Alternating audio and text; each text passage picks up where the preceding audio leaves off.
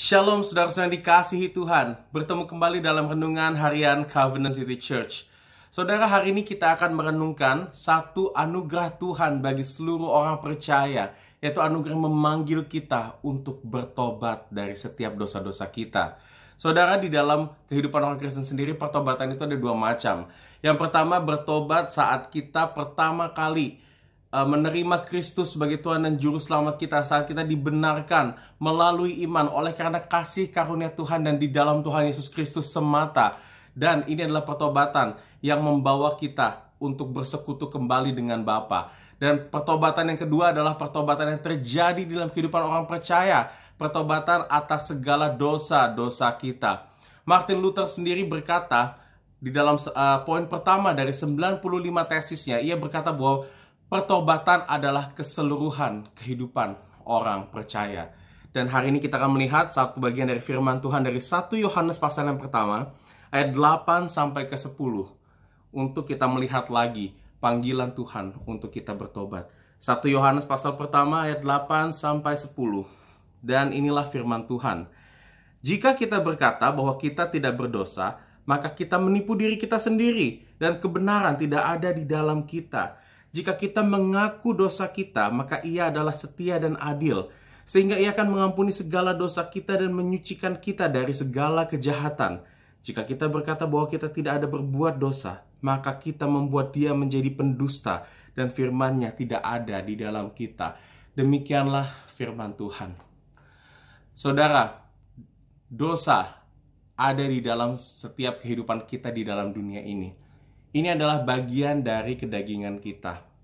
Meskipun kita sudah dibenarkan, kita sudah diampuni saat kita menerima Tuhan sebagai Tuhan dan Juru Selamat kita, namun kita masih hidup di dalam dosa dan kedagingan kita. Dan saudara, dosa ini perlu dibereskan karena Tuhan adalah Tuhan yang kudus, Tuhan yang tidak berdosa, dan Tuhan hanya bersekutu dengan orang-orang yang kudus yang berkenan di matanya. Yes, memang secara status kita sudah dibenarkan sebagai orang-orang yang kudus.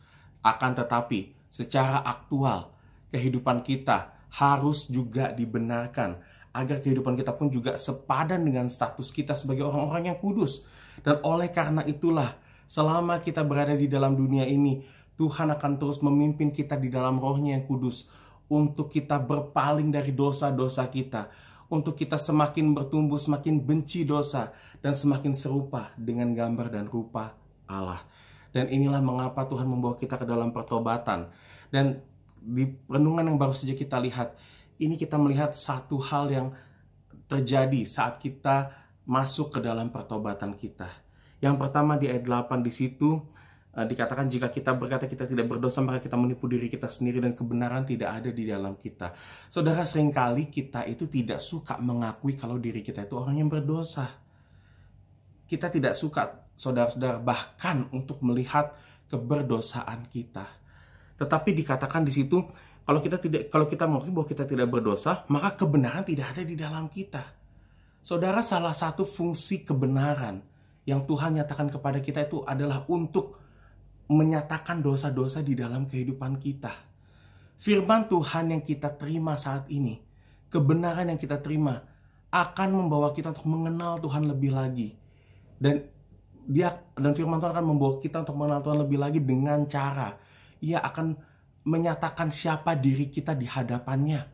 Ia akan menyatakan betapa besar dosa-dosa kita di hadapan Tuhan. Dan dosa-dosa ini adalah hal yang tidak berkenan di hadapan Tuhan. Jadi saudara, saat firman Tuhan menyatakan dosa kepada kita, itu sebenarnya adalah satu kemurahan Tuhan bagi kehidupan kita. So, kalau begitu, saudara, ini adalah undangan bagi kita semuanya untuk kita sebenarnya sadar dan mengakui setiap dosa-dosa kita di hadapan Tuhan. Dan memang tidak enak, saudara. Kalau saudara dulu ingat waktu masih kecil, kalau kita di sekolah misalkan berbuat salah dan guru kita akhirnya mengatakan, kamu bersalah karena kamu nggak buat PR. Waduh saudara, kita pasti udah takut sekali. Kita malu karena kita tahu kita salah.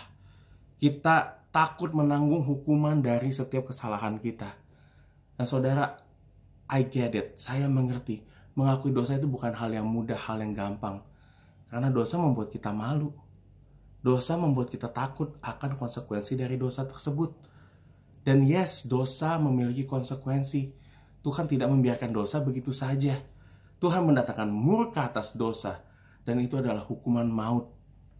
Tapi saudara, kita lihat di ayat ke-9.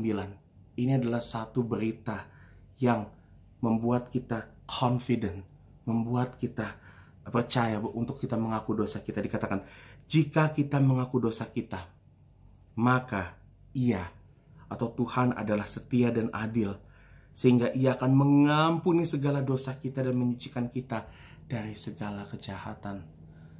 Wow, ini adalah berita yang sangat surprising sebenarnya saudara-saudara bagi kita semuanya.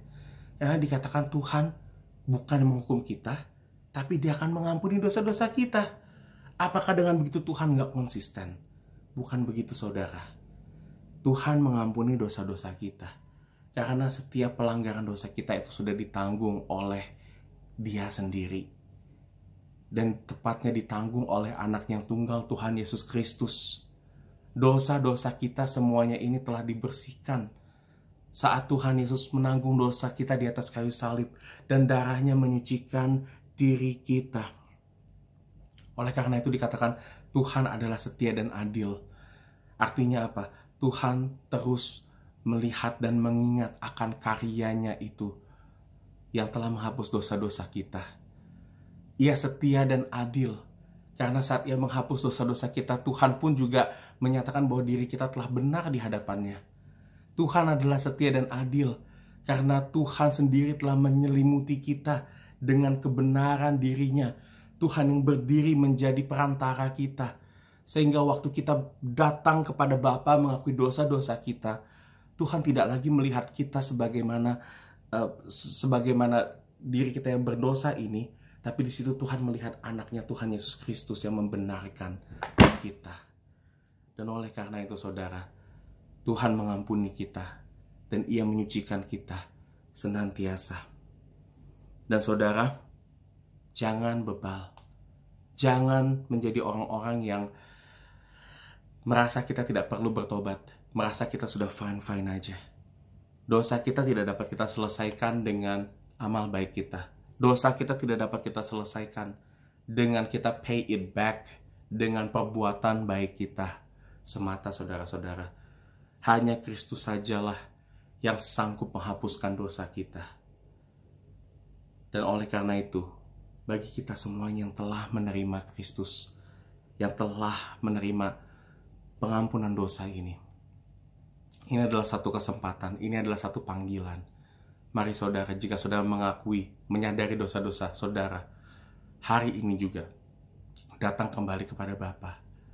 Datang ke dalam pertobatan, akuilah dosa-dosamu. Dan di waktu yang sama, lihatlah saudara, saat kita mengakui betapa besar dosa-dosa kita, kita pun juga melihat kasih kemurahan Tuhan yang lebih besar, yang menutupi semua dosa-dosa kita. Sehingga kita dapat bertumbuh semakin serupa dengan Tuhan, semakin benci dosa, dan semakin hidup kudus di hadapannya. Mari kita berdoa. Bapa, kami disadarkan kembali hari ini akan panggilan-Mu untuk kami bertobat. Dan Tuhan, mampukan kami, beri kami kekuatan-Mu Tuhan, arahkan mata kami kepada kabar Injil-Mu, kepada salib Kristus yang menjadi solusi dan menjadi satu-satunya harapan atas setiap dosa kami. Kami sadar bahwa di dalam diri-Mu kami sudah diampuni. Dan Bapa, kiranya ajar kami dan bawa kami untuk mengakui dosa-dosa kami di hadapan-Mu. Dan kembali melihat pengampunan yang telah Kau sediakan bagi setiap kami, yang membawa kami untuk semakin segambar dan serupa dengan-Mu di dalam dunia ini, untuk memuliakan nama-Mu. Terima kasih Bapa, di dalam nama Tuhan Yesus Kristus kami berdoa dan mengucap syukur. Amin.